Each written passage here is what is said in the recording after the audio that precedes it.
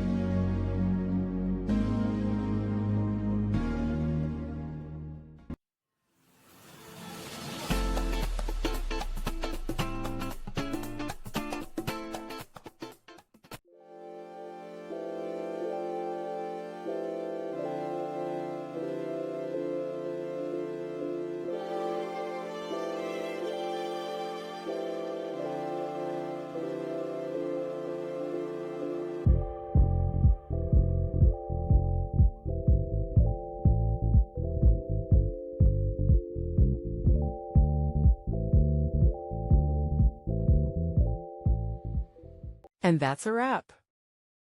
I hope you found the answer you were looking for. If you did, take a second to hit that subscribe button. It really helps out. And let me know in the comments which solution worked best for you. See you next time in the debug zone.